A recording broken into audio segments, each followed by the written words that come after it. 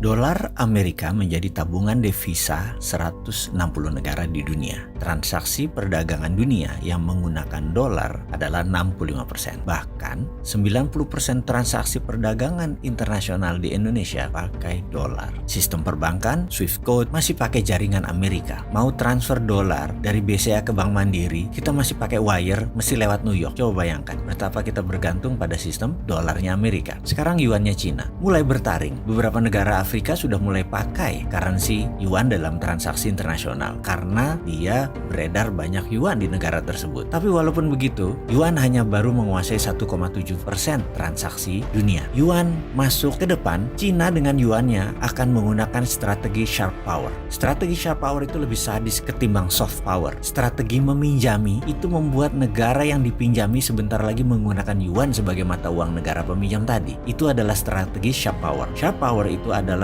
dengan berbagai cara pintar dibungkus dengan proyek jangka panjang yang pada akhirnya adalah untuk masuk trapnya yuan. Jadi kalau kita bicara currency domination, ujung-ujungnya Amerika masih number one, masih numero uno. Kita bahas sebentar tentang rupiah. Selama 7 presiden rupiah tergerus terus nilainya ke bawah. Ada yang terdepresiasi, ada yang terdevaluasi. Intinya nilainya turun terus. Bahkan pernah ke 16.000 terendahnya. Dan apakah dengan transaksi perdagangan kita yang selalu tekor dalam 5 tahun ke depan, akankah jebol rekor 16.000 itu melemah menjadi 17.000? Walau alam, tapi trennya ke arah sana. Sementara, apalagi yang kita harus pikirkan? Militeri, urusan perang bedil dan kombatan kita sangat terbatas. Anggaran kita terbatas. Proxy war kita nggak terlalu paham. Kita nggak terlalu ngerti bagaimana memakai proxy war. Apalagi hybrid war, kita lebih nggak ngerti lagi. Bingung apa itu hybrid war. Non-kombatan lainnya, Indonesia sudah kalah di mana-mana. Buktinya ideological warfare kita kalah, counter ideological warfare-nya nggak ada. Ini kita berantakan di banyak hal karena negara lain mendominasi Indonesia. Sekarang kita lihat apa lagi? Perang apa lagi yang ada? Perang ekonomi atau economic warfare? Kita nggak punya pertahanannya. International warfare sudah telanjang bagi Indonesia. Kita nggak punya pertahanan. Semua sudah terbaca. Mau apa lagi? Media warfare, kita kalah telak. Teknologi warfare, apalagi kita pakai semua teknologi asing. Informational, kita udah nggak bisa nyensor. Udah banyak cara untuk kita ditelanjangi atau diserang oleh mereka. Terakhir tentang cultural warfare atau perang budaya. Lebih parah lagi, Hollywood, drama Korea, Bollywood, film Hong Kong sudah masuk sampai pelosok rumah-rumah di ujung kampung-kampung di Indonesia. Kesimpulan, Indonesia terjajah hampir di semua lini. Secara currency kita kalah, secara militer kita kalah, secara ideologi kita mulai tertekan, secara perdagangan kita kalah, secara budaya kita sudah kalah. Lalu solusinya bagaimana ke depan ini? Intinya adalah kita harus mengerti dulu masalahnya. Setuju nggak? Jangan sampai kita bengong wondering what happened. Dan parah lagi kita mengatakan adalah ini masalah global. Kalau global bisa mempengaruhi Indonesia, itu namanya Indonesia nggak berdaulat. Bagaimana sih ngelihatnya?